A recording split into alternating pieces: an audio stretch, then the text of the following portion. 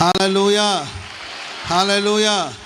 ఏశావు ఒక్క పూట కూటి కోసం జ్యేష్ఠత్వపు హక్కును అమ్మివేసిన ఏశావు వంటి భ్రష్టుడైనను వ్యభిచారి అయినను ఉండునేమో అని జాగ్రత్తగా చూచుకోమని బైబిల్ సెలవిస్తుంది. సో చిన్న చిన్న కోరికలు, యవనస్తులకున్న చిన్న చిన్న కోరికలు, ఒక సెల్ఫీ దిగుతాను, ఒక వీడియో కాల్ చేస్తాను, ఏంటండి నచ్చిన మనిషితో ఒక వీడియో కాల్ చేస్తాను, జస్ట్ మాట్లాడతాను అని ఇలా చిన్న చిన్న కోరికలు చివరికి ప్రాణాల మీదకి వచ్చే ప్రమాదాలు ఉన్నాయి. నీ పిలుపు వేరు, నీ ఏర్పాటు వేరు, మీ సమర్పణ వేరు. సెల్ ఫోన్లో ఏంటండి వీడియో కాల్ మాట్లాడేటప్పుడు కానీ ఎవరితో కాల్ మాట్లాడేటప్పుడు జాగ్రత్తగా ఉండాలి. అవతల వ్యక్తి ఎవరో ఏంటో తెలీదు. మేబీ ఈరోజు మంచిగా ఉండొచ్చు, రేపు ప్రమాదకరంగా మారవచ్చు. ఏ నరుడు నమ్మదగినవాడు కానేగాడు, నమ్ముకోదగిన సహాయకుడు దేవుడు మాత్రమే. హల్లెలూయా. ఇట్లా ఎందరో ఆడపిల్లల లైఫ్ పాడైపోతుంది, ఎంతోమంది మగపిల్లల లైఫ్ పాడైపోతుంది. తొందరపాటు, లేకపోతే విలువ తెలియక పెద్ద పెద్ద చదువుకొని ఏదో దరిద్రపు పనిలో పడిపోయి లైఫ్ అంతా పాడు చేసుకుంటున్నారు చాలామంది. విలువ తెలియక. యవన కాలంలో మీకు బలం ఉంది, శక్తి ఉంది, నాలెడ్జ్ ఉంది, తెలివి ఉంది, ఏదైనా సాధించగలిగిన అవకాశాలు ఉన్నాయి, మంచి పేరెంట్స్ ఉన్నారు, ప్రార్థించే సేవకులు ఉన్నారు, ఉన్నత ఉపదేశం ఉంది, దేవుడు ఉన్నాడు, దేవదూతని పరిచర్య ఉంటుంది. ఇవన్నీ ఉన్నప్పటికీ కూడా జస్ట్ ఏదో చిన్న చిన్న కోరికలు, చిన్న చిన్న ఆశలకి కొంతమంది పడిపోయి జీవితాన్ని పాడు చేసుకుంటున్నారు. సో మీ ఫ్యూచర్, మీ భవిష్యత్తు గురి వద్దకి మీరు ప్రయాణం చేయాలి. ఆమెన్ చెప్పండి గట్టిగా గట్టిగా. హల్లెలూయా.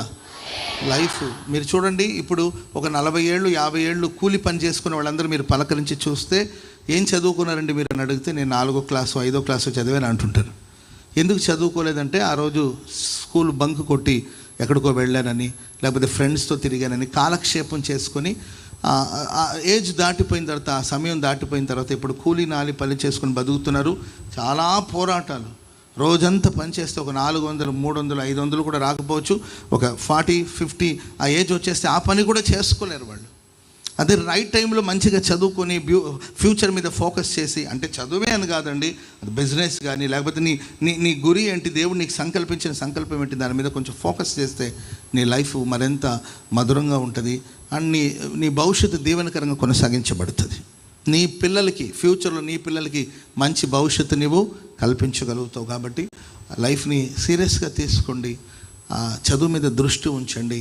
దేవుడు మీకోసం సిద్ధపరిచిన వాటిని స్వతంత్రించుకోవడానికి కోసం ముందుకు సాగాలి. అల్పకాల పాపభోగం, క్షణభంగురమైన జీవితంలో అల్పకాలం చిన్న చిన్న ఆశలకి జీవితాన్ని చాలామంది పాడు చేసుకుంటున్నారు. కాబట్టి ఏశావు స్పిరిట్ మీ మీద పడకూడదు, ఏశావు నీడ మీ మీద పడకూడదు. దానికోసం ఈరోజు మనం పోరాడి ప్రభుత్వంలో ప్రార్థన చేయబోతున్నాడు. హల్లెలూయా, హల్లెలూయా. ఏశావు తను చేసుకున్న వివాహం ద్వారా తన తల్లికి తండ్రికి చాలా దుఃఖాన్ని కలిగించాడు.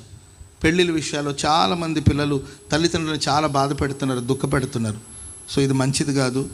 తల్లిదండ్రులు ఎవరైతే దూషిస్తారో కారు చీకట్లో వాళ్ళ దీపం ఆరిపోతుందంట. తల్లిదండ్రులకు రెస్పెక్ట్ ఇవ్వండి, గౌరవం ఇవ్వండి. ఈ కొత్త జనరేషన్లో పిల్లలకి లెక్కలేదు, అమ్మ అంటే విలువ లేదు, నానంటే విలువ లేదు. ఈ ఏజ్లో మీకు అది తప్పని అనిపించదు. నేను మిమ్మల్ని కూడా ఏం అనలేను, ఎందుకంటే ఆ ఏజ్లో అది తప్పు పాపం అని అనిపించదు. ఈ తల్లిదండ్రులు ఎందుకు నన్ను ఇలా ఇబ్బంది పెడతారు, అర్థం చేసుకోరని మీకు అనిపిస్తూ ఉంటుంది. మీరు ఒక ఏజ్కి వచ్చిన తర్వాత అప్పుడు మీకు అర్థమవుతుంది, ఓ మా నాన్న ఆ రోజు నన్ను క్రమశిక్షణతో పెంచాడు, ఇందుకోసం నాన్న చెప్పాడా, ఇందుకోసం అమ్మ చెప్పిందా అని నీకు పిల్లలు కలిగి ఆ పిల్లలు నేను విసిగించినప్పుడు అప్పుడు నీకు అర్థమవుతుంది ఆ విషయం. నేను అంటాను, నీవు అర్థం చేసుకునే లోపల తల్లిదండ్రులు ఉంటే పర్వాలేదు, తల్లిదండ్రులు లేకుండా పోతే. కాబట్టి తల్లిదండ్రులు ఏదైనా మన మంచి గురించే కోరుతారు. బైబిల్ సార్ చెడ్డవారైన తల్లిదండ్రులే తమ పిల్లలకి మంచి ఈవులను ఎరిగి ఉండగానే బైబిల్లో రాయబడింది. చెడ్డ తల్లిదండ్రులు కూడా బిడ్డలకు మంచి చేస్తారు. ఇక మనకి ఇచ్చిన తల్లిదండ్రులు మంచి తల్లిదండ్రులు కాబట్టి సో ఏశావు స్పిరిట్ మనలో పని చేయకూడదు, దుఃఖం కలిగించే స్పిరిట్. వీటన్నిటి మీద ఈరోజు మనం విజయం పొందాలి. మరి కొద్దిసేపట్లో మనం కొన్ని గంటలు ఇక్కడ నుండి బయలుదేరి మనం వెళ్ళబోతున్నాం. ఏశావు మీద మన విజయం సాధించాలి. మీరు గేట్ దాటిలాగి ఏశావు వస్తాడా రాడా? వస్తాడండి. ప్రిపేర్ అయ్యాడు, విత్ స్ట్రాంగ్గా బలంగా బయలుదేరాడు. ఆయన 400 మందితో బయలుదేరాడంట. మీరు గేట్ దాటేటప్పుడు వాడు వస్తాడు. వాడు వచ్చి మిమ్మల్ని చూసి ప్రైజ్ ది లార్డ్ చెప్పి వేరొక దారిని ఆయన వెళ్ళిపోవాలి, అంతే. స్తోత్రం చెప్పండి అందరూ గట్టిగా. హల్లెలూయా, హల్లెలూయా. ఓ నైట్ పోరాడి ప్రార్థన చేస్తే తెల్లవారుతుండగా దేవుడు ఆయన్ని ఆశీర్వదించాడు. సో ఆశీర్వాదంతో మన ఇక్కడ నుండి తిరిగి వెళ్ళబోతున్నాం. మనమందరూ కొద్దిసేపు ప్రార్థన చేసుకోండి. ఇప్పుడు మీరందరూ మోకరించి ప్రభు సన్నిధిలో కొద్దిసేపు ప్రార్థన చేసుకోండి. అలసిపోయే స్పిరిట్ నీలో పని చేయకూడదు. అండ్ లైఫ్ గురించి, లైఫ్ యొక్క సీరియస్నెస్ ఏంటో తెలుసుకోవాలి. కాలక్షేపం చేసి వెళ్ళిపోతే అది మాకు కూడా వేదనగా ఉంటుంది. యూత్ మీటింగ్ వెళ్ళాము, కూర్చొని నిద్రపోయాము, ఆ తర్వాత ఒక ముద్ద అన్నం తిన్నాము, దైవజనుడు చెప్పారు కదండి, ఫోటోలు దిగాము, సెల్ఫీలు దిగాము, ఫ్రెండ్స్ని కలుసుకున్నాం, వెళ్ళిపోయామని కాకుండా అందరూ మోకరించగలిగిన వాళ్ళందరూ మోకరించండి, మోకరించగలిగిన వాళ్ళందరూ మోకరించండి. మీరే ప్రార్థన చేసుకోండి. ప్రభు సన్నిధిలో ఒక కొద్దిసేపు ప్రభుత్వంలో ప్రార్థన చేసుకోండి. దేవా మాకు జయం అనుగ్రహించండి, జయం అనుగ్రహించండి. ఆత్మీయ జీవితం నేను అలసిపోను. దేవుడిచ్చిన ప్రాణం ఇది, దేవుడిచ్చిన జీవం, దేవుడిచ్చిన బ్రతుకు, దేవుని మహిమార్థమై బ్రతకాలి. లైఫ్లో ఎన్ని పోరాటాలు వచ్చినా చనిపోతానన్న మాట మాత్రం నీ నోట రాకూడదు. నేను చనిపోతానన్న మాట నీ నోట రాకూడదు. బ్రతుకుతాను, సాధిస్తాను, ప్రార్థిస్తాను, నా దేవుడు నా పక్షాన ఉన్నాడు అని ఆ ఒక నమ్మకాన్ని దేవుడు నీకు కలిగించబోతున్నాడు. ఆ పట్టుదలతో నీ ప్రభుత్వంలో ప్రార్థన చేయబోతున్నావు. దయచేసి అందరూ మోకరించండి, మోకరించండి, మోకరించండి, ప్రార్థన చేసుకోండి అందరూ.